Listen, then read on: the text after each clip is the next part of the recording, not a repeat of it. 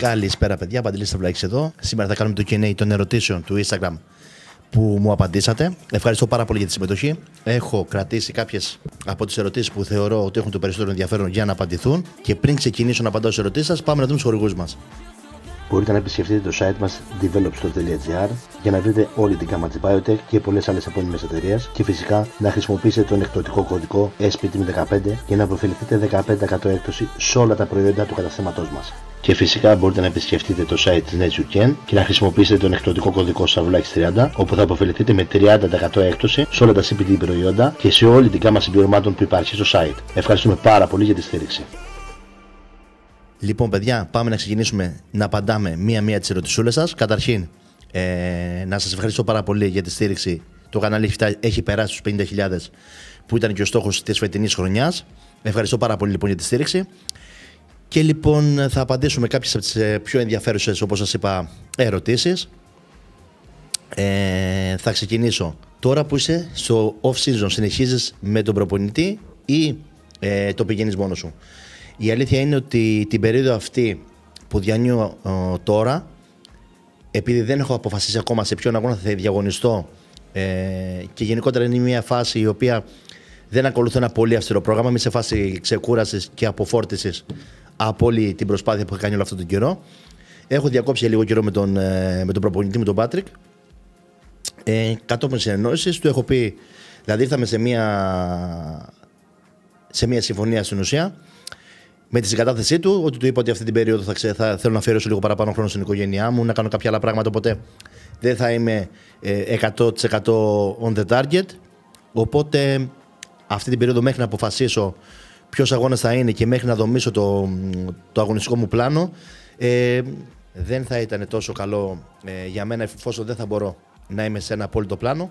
Οπότε ήρθαμε σε μια συμφωνία με τον προπονητή μου, τον Πάτρικ, εφόσον δεν θα είμαι σε ένα απόλυτο πλάνο αυτή την περίοδο, να διακόψουμε για λίγο καιρό και μόλις έχω το καλεντάρι στα χέρια μου και αποφασίσω ποιους αγώνες θα θέλω να κάνω μέσα στη χρονιά, τότε θα ξεκινήσουμε ξανά με πιο αυστηρούς στόχους και με πιο αυστηρό πλάνο. Οπότε προς το παρόν έχουμε διακόψει για λίγο καιρό μέχρι να έχω ένα ξεκάθαρο πλάνο και ένα ξεκάθαρο στόχο, όπου και θα ξανασυνεχίσω φυσικά ξανά με τον Πάτρικ. Γιατί όπως έχω πει και σε άλλα βίντεο ήμουν πάρα πολύ ικανοποιημένος. Πόσα σετ την εβδομάδα για πόδια?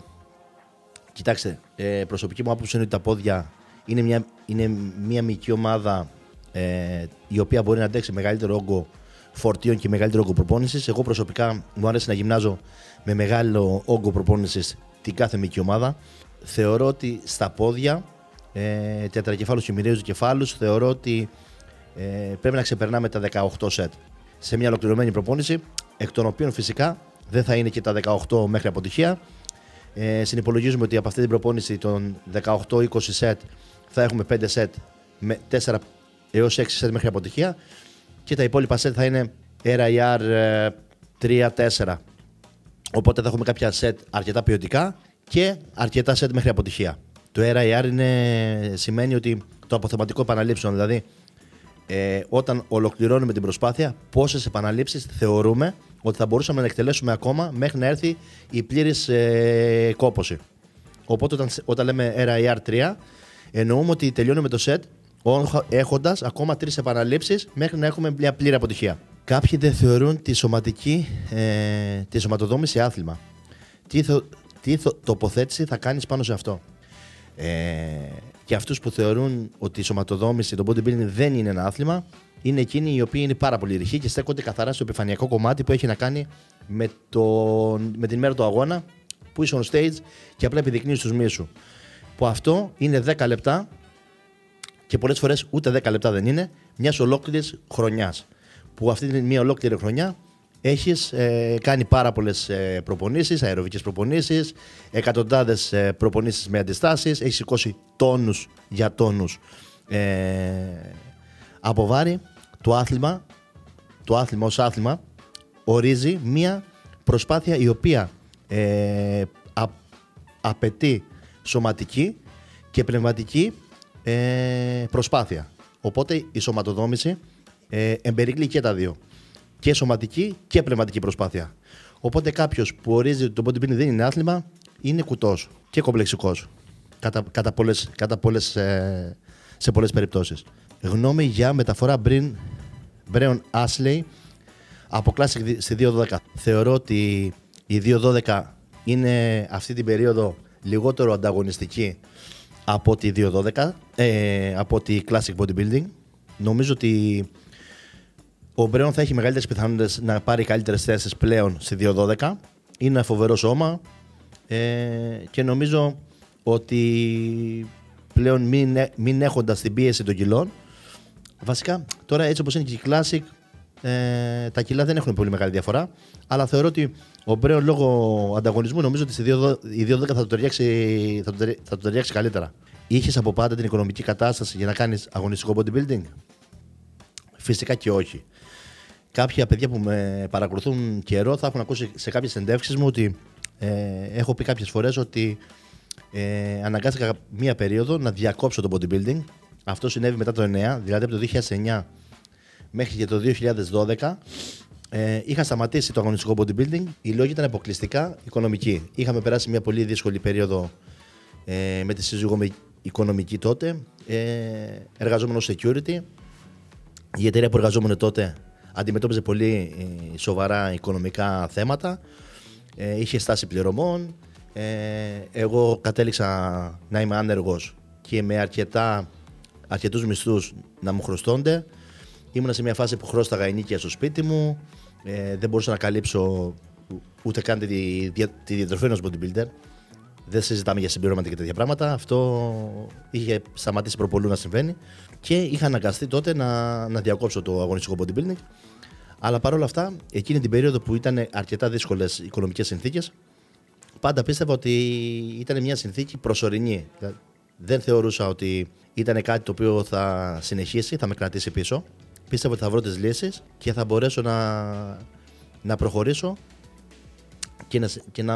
και να βρω τον τρόπο δηλαδή να λύσω αυτό το οικονομικό θέμα και να συνεχίσω να κάνω bodybuilding. Οπότε, ακόμα και εκείνη την περίοδο που όλα έδειχναν μαύρα, εγώ είχα μια θετική σκέψη και πίστευα στον εαυτό μου και πίστευα ότι θα μπορέσω να καταφέρω να βγω από αυτή τη δύσκολη κατάσταση, όπως και ευτυχώς για μένα συνέβη. Τα χέρια καλύπτονται από το push-pull ή χρειάζεται και μια δικιά τους μέρα? Όχι, δεν θεωρώ ότι μπορείς να καλύψεις την προπόνηση χεριών. Αυτό έχει να κάνει βέβαια και αν είναι κατά πόσο είναι αδύναμο σημείο σου. Δηλαδή, αν τα χέρια είναι ένα σημείο το οποίο υστερεί, σε καμία περίπτωση δεν μπορεί να καλυφθεί από το push and pull. Εάν έχεις γενετικό προβάδισμα και έχεις πολύ καλά χέρια, θα μπορούσες να μην τα προπονείς. Εάν πιστεύεις δηλαδή ότι δεν θέλουν έξτρα προπόνηση. Δηλαδή, πάλι εξαρτάται. Αλλά για το μέσο ασκούμενο δεν θεωρώ ότι το push and pull μπορεί να τους καλύψει την άσκηση των χεριών τους. Οπότε, για μένα θα έπρεπε να έχουν κάποιες ασκήσεις έξτρα για να τα γυμνάζουν με περισσότερη ένταση και περισσότερο όγκο προπόνησης δηλαδή. Οπότε για μένα ναι, θα πρέπει να έχεις έξτρα προπόνηση για τα χέρια σου. Ποια πιστεύεις ότι είναι η κατάλληλη ηλικία για να αρχίσει κάποιος να ασχολείται με το bodybuilding? Δεν υπάρχει όριο ηλικίας, δεν υπάρχει κατάλληλη ηλικία. Αυτό έχει να κάνει καθαρά με το πότε κάποιος έχει ξεκινήσει να γυμνάζεται και πότε έχει φτάσει το σώμα του σε ένα καλό επίπεδο για να αρχίσει να μπαίνει στο αγωνιστικό κομμάτι. Αν εννοείς bodybuilding το αγωνιστικό και δεν εννοείς απλά την ενασχόληση με αντιστάσεις, γιατί αν εννοείς απλά την ενασχόληση με αντιστάσεις, μπορείς από οποιαδήποτε ηλικία με τη σωστή καθοδήγηση ενός καλού προπονητή να ξεκινήσεις όποτε θέλεις. Δεν έχει ηλικιακό όριο. Όσο αφορά το αγωνιστικό, και πάλι εκεί δεν έχει να κάνει σε τι ηλικία θα αποφασίσεις να διαγωνιστείς, γιατί ο καθένας φτάνει σε ένα καλό επίπεδο σε διαφορετικές ηλικίες. Άλλοι ξεκινάνε και έχουν πολύ γρήγορα ένα πολύ καλό αποτέλεσμα, άλλοι αργούν να το αποκτήσουν. Οπότε και εκεί το πότε θα είσαι έτοιμος να είσαι ανταγωνιστικός είναι τελείως διαφορετικό. Ποιο είναι το budget ανά μήνα για να κατέβεις σε αγώνες ένας αθλητής? Και εδώ παιδιά εξαρτάται πάρα πολύ από το επίπεδο του αγώνα, από το τι χρήματα θες να διαθέσεις. Εδώ πάλι, αν έχεις προπονητή, αν ο προπονητής σου είναι ακριβώς, εάν έχεις σκοπό να κάνεις αγώνες στο εξωτερικό, είναι πάρα πολλά εκείνοι οι παράμετροι που θα καθορίσουν το budget. Όμως, όντας αθλητής ο οποίος ξεκίνησε να παίζει από τοπικούς αγώνες εδώ στην Κρήτη και εντός Ελλάδος και φτάνοντας στο σημείο να διαγωνίζομαι αποκλειστικά σε αγώνες του εξωτερικού, που είναι πολύ πιο πολυέξοδοι, και έχοντας πάντα, βρισκόμενος μάλλον πάντα υπό την καθοδήγηση προπονητή, μπορώ να πω ότι έχω δει όλες τις παραμέτρους, από μια πολύ οικονομική προετοιμασία μέχρι κάποια προετοιμασία που είναι πολύ πιο ακριβή. Εκεί λοιπόν θα σου έλεγα ότι εάν υπάρχει θέληση και η αγάπη προς το άθλημα και θέλεις να διαγωνιστείς, ανάλογα με τα χρήματα που διαθέτεις θα κάνεις το ανάλογο budget για να μπορέσεις να διαγωνιστείς και να έχεις μια αξιοπρεπή εμφάνιση, εάν είσαι to the point στην προπόνηση και στη διατροφή σου. Δηλαδή, εάν πηγαίνεις και δίνεις ό,τι έχεις και δεν έχεις στην προπόνηση και είσαι στρατιώτης στη διατροφή, ακόμα και πολλά λεφτά να μην ξοδεύεις στα υπόλοιπα, θα έχεις ένα πολύ καλό αποτέλεσμα. Όπως και εγώ, στους πρώτους μου αγώνες ως έφηβος, ξόδευα το 1/10 και μπορεί και λιγότερο από τα χρήματα που ξοδεύω τώρα, αλλά μπήκα στο αγωνιστικό κομμάτι, είχα επιτυχίες εντός Ελλάδος, άρχισα να χτίζω τη φήμη μου και το όνομά μου ως αθλητή, και έπειτα από εκεί δημιουργήθηκαν οι συνθήκες για να μπορέσω να ανεβάσω το budget ανά αγώνα. Αυτό μπορώ να πω εγώ. Θεωρώ ότι ένας αρχάριος αθλητής που θέλει να κάνει μια καλή παρουσία και μια καλή εμφάνιση, θεωρώ ότι ένα μηνιαίο budget για τη διατροφή, για τα συμπληρώματα κτλ. Θεωρώ ότι είναι ένα ρεαλιστικό σενάριο γύρω στα 600 ευρώ, πολύ οικονομικά, πολύ προσεγμένα, ότι μπορεί να κάνει κάτι, μπορεί να μπατζετάρει μια προετοιμασία του. Και από εκεί πέρα, όταν θες να κάνεις μια πιο σοβαρή προετοιμασία, το budget μπορεί να ανέβει πάρα πολύ, γιατί φανταστείτε ότι αυτά τα λεφτά, τώρα που σας είπα, μπορεί να σου κοστίζει μόνο προπονητής. Οπότε πάλι έχει να κάνει πού στοχεύεις, όπως σας είπα. Ψηλές τιμές CPK και υπατικών ενζύμων λόγω προπόνησης, πώς πέφτουν. Αρχικά έχει να κάνει πόσο υψηλές είναι οι τιμές σου. Εάν είναι το CPK, ας πούμε, συζητάμε για τετραψήφιο, εκεί τετραψήφιο, θέλει άλλη διαχείριση. Σίγουρα, όπως και να έχει, πρέπει οπωσδήποτε να κάνεις ξεκούραση και αποχή από κάποιες μέρες από την προπόνηση. Και τα υπατικά ένζημα πάλι έχει να κάνει με τις τιμές. Όταν συζητάμε τώρα για υψηλό τριψήφιο στα υπατικά ένζημα, μπορεί να κρύβει κάποια παθογένεια, μπορεί να χρειαστεί να πάρεις κάποια αντιοξυδοτικά συμπληρώματα, όπως είναι το Silmarin, Liv52, Tutka, NAC. Είναι κάποια πολύ καλά αντιοξυδοτικά που θα βοηθήσουν να ελέγξεις και να διαχειριστείς αυτές τις υψηλές τιμές. Αλλά όπως και να έχει, καλό θα είναι να πάρεις συμβουλή ιατρού για να έχεις ένα πιο σίγουρο αποτέλεσμα. Σκέφτεσαι τον εαυτό σου ως κριτή όταν θα αποσυρθείς από αγώνες? Όχι, δεν τον έχω σκεφτεί ποτέ ως κριτή τον εαυτό μου. Θεωρώ ότι είναι μια θέση ευθύνης, και με την υπάρχουσα κατάσταση εντός Ελλάδος δεν νομίζω ότι χωράω μέσα σε αυτό το project να είμαι δηλαδή κριτής. Στις πόσες θερμίδες ανά ημέρα είσαι και σε πόσα και πώς και ποια είναι τα μάκρο σου? Κοίταξε, σε αυτή την περίοδο κειμένα τη διατροφή μου, μέρες προπόνησης είμαι περίπου στις 4.500, και μέρες που δεν έχω προπόνηση είμαι περίπου 3.200. Δεν μπορώ να σου πω ακριβώς τα μάκρος μου, γιατί αυτή τη στιγμή δεν είναι σε ένα πλάνο που είμαι απόλυτα καθημερινά στα ίδια μάκρος. Αυτό που προσπαθώ να κάνω είναι να έχω περίπου 2 γραμμάρια αυτή την περίοδο που είμαι χαμηλότερη η πρωτεΐνη μου από ό,τι συνήθως. Θέλω να διασφαλίζω 2 γραμμάρια πρωτεΐνης περίπου ένα κιλό σωματικού βάρους, και μετά η υδατάνθρακες και τα λιπαρά μου εξαρτώνται. Δηλαδή, μια μέρα μπορεί να παίξω με 400 γραμμάρια υδατάνθρακα και 100 γραμμάρια λιπαρά. Μια άλλη μέρα μπορεί να παίξω με 200 γραμμάρια υδατάνθρακα και με 150-170 γραμμάρια λιπαρά. Οπότε έχω πάντα μόνιμα τα μάκρος της πρωτεΐνης μου σταθερά, και τα λιπαρά μου και οι υδατάνθρακες μου μεταβάλλονται. Οπότε έχω μέρες με υψηλότερους υδατάνθρακες και χαμηλότερα λιπαρά, και το αντίστροφο. Αγαπημένα συμπληρώματα. Λοιπόν, αγαπημένα συμπληρώματα και αυτά που θεωρώ σημαντικότερα,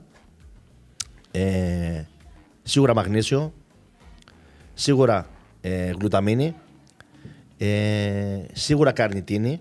Γενικότερα για την καρνιτίνη και για την γλουταμίνη ακούω πάρα πολλές φορές σχόλια του τύπου ότι είναι placebo effect, ότι δεν δουλεύουν. Εγώ θεωρώ το ανάποδο. Δηλαδή θεωρώ τα πιο σημαντικά Η καρνιτίνη, πάρα πολλές έρευνες έχουν δείξει ότι είναι ένα από τα συμπληρώματα τα οποία έχει πολλές και διάφορες πολύ ευεργετικές ιδιότητες για το σώμα. Βοηθάει στη λειτουργία της καρδιάς, βοηθάει στη λιποδιάλυση και στην παραγωγή ενέργειας. Μπορεί η προπόνησή σου να γίνει πολύ πιο αποδοτική έχοντας προσλάβει καρνιτίνη. Είναι από τα πολύ λίγα συμπληρώματα που μπορείτε να βρείτε και έξω που βοηθάει στην κινητικότητα και την ποιότητα του σπέρματος. Που είναι πολύ δύσκολο να το βρεις από κάποιο συμπλήρωμα. Γενικότερα βοηθάει σε πάρα πολλά πράγματα και όπως η γλουταμίνη, που κατάλαβα πραγματικά τη σημαντικότητά της φέτος, που με τον προπονητή μου τον Patrick Tuor δουλέψαμε πάρα πολύ μεγάλες ποσότητες γλουταμίνης. Ποτέ στο παρελθόν δεν είχα ξαναδουλέψει τόσο μεγάλες ποσότητες γλουταμίνης και ήταν η πρώτη χρονιά που η αίσθηση της αποκατάστασής μου ήταν η καλύτερη που είχα ποτέ άλλοτε. Πραγματικά θεωρώ ένα πάρα πολύ σημαντικό συμπλήρωμα. Μαγνήσιο φυσικά. Έχω εδώ και κάποιο καιρό χρησιμοποιώ CBD προϊόντα και έχω την πολύ μεγάλη διαφορά και στον ύπνο μου και στην χαλάρωσή μου. Βοηθούν πολύ, καταστέλνουν το άγχος. Και φυσικά βιταμίνη D, οπωσδήποτε, πολύ σημαντικό. Ωμέγα 3 για αυτούς που δεν μπορούν να έχουν αρκετά ωμέγα 3 από τη διατροφή τους. Και φυσικά πρωτεΐνη και essential. Αυτά τα θεωρώ τα πιο σημαντικά συμπληρώματα. Τα μάκρος μου είναι το ίδιο αν τα κάνω σε 4 ή σε 5 γεύματα. Κοίταξε, τα 4 με 5 γεύματα, επειδή δεν είναι πολύ μεγάλη διαφορά τους, θεωρώ ότι δεν θα παίξει κάποιο ρόλο. Όταν όμως συζητάμε, γιατί ένα άλλο μήνυμα αναφέρει για ένα γεύμα την ημέρα, στο ένα γεύμα την ημέρα είμαι κάθετα αντίθετος. Δεν είμαι από τους ανθρώπους που συμφωνώ σε αυτό. Θεωρώ ότι χάνεις πολύ από τα ωφέλη που θα μπορούσε να πάρεις και στην απορρόφηση και στην πέψη των τροφών και στη θερμογένεση, γιατί όταν κάθε φορά που τρώμε προκαλούμε μια μικρή πυροδότηση του μεταβολικού ρυθμού. Οπότε θεωρώ ότι αυτός που θα φάει τις θερμίδες του σε ένα γεύμα χάνει πάρα πολύ σε βάθος χρόνου στο μεταβολικό του παράθυρο. Δηλαδή ο μεταβολισμός του θα αρχίσει να τίνει να γίνεται πιο αργός. Το θεωρώ πάρα πολύ κακό για τις συγκεντρώσεις γλυκόζης, γιατί όταν αποφασίσεις να πάρεις πάρα πολλές θερμίδες σε ένα γεύμα, αυτομάτως η συγκέντρωση και το γλυκαιμικό φορτίο που θα συγκεντρώσει θα είναι πολύ μεγάλο, οπότε δεν το θεωρώ τόσο καλό για το σώμα. Να αντιθέσει τα 4, αν κάποιος κάνει 5 γεύματα και παίζει στα 4, μπορεί να γίνει πιο ομοιόμορφη η κατανομή των θερμίδων και νομίζω ότι δεν θα υπάρχει θέμα. Μπράβο για την παγκόσμια εμφάνισή σας. Υπάρχει κάποιο συμπλήρωμα για το άγχος? Να είσαι καλά, ευχαριστώ πάρα πολύ. Συμπληρώματα για το άγχος. Θεωρώ ασβαγκάντα, CBD, ροντιόλα ροζέα, σύμπλεγμα B6, B12 και βαλεριάνα ίσως. Βοηθάει και αυτή σε μικρές δόσεις. Αυτά. Τελικά άξιζε το ταξίδι ζωής του bodybuilding? Για μένα προφανώς. Είναι κάτι που το αγαπώ πάρα πολύ. Είναι κάτι που το κάνω από πάρα πολύ μικρή ηλικία. Είναι κάτι το οποίο εμένα προσωπικά μου έχει διδάξει πάρα πολλά πράγματα. Λατρεύω τη διαδικασία του να δοκιμάζω τον εαυτό μου σε υποαντίξωες συνθήκες, που μια αντίξωη συνθήκη είναι μια αγωνιστική δίαιτα. Όσοι το έχουν κάνει αυτό ξέρουν σε τι αναφέρομαι. Είναι ένα ταξίδι αυτοβελτίωσης και εγώ είμαι ένας άνθρωπος που κυνηγάω την αυτοβελτίωση σε όλες τις παραμέτρους της ζωής μου. Το bodybuilding μου το προσφέρει αυτό, μου δίνει στόχο. Με παρακινεί να βελτιωθώ συνεχώς και σε μόνιμη βάση. Με κρατάει πειθαρχημένο. Εγώ που κάνω αγωνιστικό bodybuilding έχω γνωρίσει τον εαυτό μου. Γιατί τον εαυτό μας τον γνωρίζουμε όταν έρθουν δύσκολες καταστάσεις και όταν έρθουν, όπως καμιά φορά λένε ότι και τους φίλους τους γνωρίζεις σε μια δύσκολη συνθήκη και τον εαυτό σου τον γνωρίζεις σε μια δύσκολη συνθήκη. Όταν έρθει μια δύσκολη συνθήκη, ίσως να δράσεις όπως δεν περιμένεις. Γι' αυτό δεν μου αρέσει να ακούω ανθρώπους να λένε ότι τη λέξη ποτέ και το πάντα. Δηλαδή, όταν ακούω το πάντα ή το ποτέ, εγώ ποτέ δεν θα έκανα κάτι. Όποιος το λέει αυτό, ξέρω ότι η ζωή έχει να του διδάξει ακόμα πολλά πράγματα. Έχει να μάθει πολλά πράγματα. Γιατί δεν έχει ακόμα βιώσει τη συνθήκη που θα τον ακυρώσει. Που θα ακυρώσει αυτό που πιστεύει για τον εαυτό του. Που μια τέτοια συνθήκη είναι μια δύσκολη συνθήκη. Οπότε το bodybuilding σου το προσφέρει αυτό, σε βάζει υπό συνεχή πρόκληση και συνεχώς ακυρώνει το εγώ σου και το τι νομίζεις ότι μπορείς να καταφέρεις. Οπότε ναι, δεν θα το μετάνιωνα το ταξίδι αυτό. Καλησπέρα Παντελή, φαγητό και συμπληρώματα πόσο σου κοστίζουν περίπου ανά μήνα? Κοίταξε να δεις. Εγώ αυτή τη στιγμή πολλά από τα συμπληρώματά μου είναι χορηγία. Οπότε πολλά από τα συμπληρώματα που έχω στο ημερήσιο μου πρόγραμμα δεν τα πληρώνω. Επίσης αυτά που πληρώνω, επειδή έχω κατάστημα, έχω πολύ καλές τιμές, τα αγοράζω τιμή χοντρικής. Επίσης στο φαγητό πάλι έχω κάποιες συμφωνίες, οπότε και εκεί σε πολλά από τα βασικά μου τρόφιμα έχω καλύτερες τιμές. Οπότε αυτό που θα σου πω δεν είναι ενδεικτικό για το μέσο άνθρωπο. Δηλαδή, ο μέσος ασκούμενος δεν θα μπορεί να έχει τις τιμές που έχω εγώ σε αυτά τα πράγματα. Οπότε μιλώντας καθαρά για διατροφή και για συμπληρώματα, θα σου έλεγα ότι την περίοδο όγκου που έχω πολύ μεγάλες ποσότητες φαγητού και έχω και πιο ακριβά τρόφιμα, δηλαδή στη φάση του όγκου έχω πιο πολύ μοσχάρι, έχω σολομό, έχω αβοκάντο πολύ, ανανά γιατί με βοηθάει και στη χώνεψη και είναι πολύ ωραίο αντιοξυδοτικό τρόφιμο, έχω πολλούς ξηρούς καρπούς. Μπορώ να πω ότι η διατροφή μου μαζί με τα συμπληρώματά μου πρέπει να είναι από 1.200 μέχρι 1.400 ευρώ. Εκεί κειμενόμαστε. Στη δίαιτα δίνω λιγότερα χρήματα γιατί τρώω πολύ μικρότερες ποσότητες φαγητού, λιγότερα ακριβά τρόφιμα. Δεν τρώω τόσο πολύ ανανά, δεν τρώω τόσο πολύ αβοκάντο κτλ. Δεν είναι δραματική διαφορά, αλλά κάπου εκεί. Μπορώ αντί για 5 γραμμάρια κρεατίνης να παίρνω 10 και αν ναι, πόσο νερό πρέπει να πίνω. Γενικότερα, καλό να πίνουμε νερό, εφόσον γυμναζόμαστε, να πίνουμε αρκετό νερό. Ειδικά το χρησιμοποιούμε κρεατίνη για να μας δώσει τα ωφέλη της. Εγώ θα έλεγα ότι πρέπει να είσαι μίνιμουμ 4 λίτρα νερό ημερήσια. Θεωρώ ότι αν παίρνεις 5 γραμμάρια κρεατίνης καθημερινά, δεν χρειάζεται να ανέβεις παραπάνω. Εκτός κι αν επιλέξεις να πάρεις κρεατίνη μόνο τις μέρες προπόνησης. Οπότε, π.χ. αν κάνεις 4 προπονήσεις, 5 προπονήσεις την εβδομάδα, μπορείς να πας στα 7-8 γραμμάρια. 10, εάν δεν έχεις κάνει φόρτωμα την κρεατίνη, δεν θεωρώ ότι είναι απαραίτητο να πας. Οπότε θα σου έλεγα, εάν κάνεις καθημερινή χρήση στα 5, εάν τη χρησιμοποιείς μόνο μέρες προπόνησης, γύρω στα 7. Αγαπημένες ταινίες και αγαπημένα βιβλία. Την άφησα για το τέλος. Λοιπόν, θα πω το top 5 μου. Λοιπόν, οι δύο πρώτες. Να ξεκινήσω ανάποδα, να ξεκινήσω από το 5 μου. Στο 5 θα βάλω τους Άρχοντες των Δαχτυλιδιών. Είμαι γενικός, μου αρέσει πάρα πολύ. Μ' αρέσει πάρα πολύ το σινεμά φαντασίας και γενικότερα μ' αρέσει πάρα πολύ και η λογοτεχνία φαντασίας. Γενικότερα μ' αρέσουν πάρα πολύ αυτά όσο έχει να κάνει με τη φανταστική, με τον κόσμο φαντασίας. Το The Lord of the Rings με προτίμηση ελαφρώς προς το 1. Μ' αρέσει περισσότερο από τα άλλα 2. Έχω διαβάσει και τα βιβλία και είχα τη χαρά. Κάποιος δεν το λέγει χαρά. Για μένα ήταν χαρά όμως να διαβάσω τα βιβλία μετά από ότι είχατε τις ταινίες. Οπότε στην ουσία είχα στο μυαλό μου τα πρόσωπα των χαρακτήρων. Οπότε διαβάζοντας το βιβλίο, ζωντάνευε το βιβλίο πολύ πιο έντονα και το έζησα με πολύ ωραίο τρόπο. Νούμερο 4 θα βάλω την παράξενη ιστορία του Μπέντζαμιν Μπάτον. Είναι μια πολύ ωραία ιστορία που δεν βλέπω πολύ κόσμο την εκτιμά τόσο πολύ για αυτήν την ταινία. Εμένα μου αρέσει πάρα πολύ. Μ' αρέσει και ο Brad Pitt πάρα πολύ σαν ηθοποιός. Kate Winslet μ' αρέσει πολύ σαν ηθοποιός.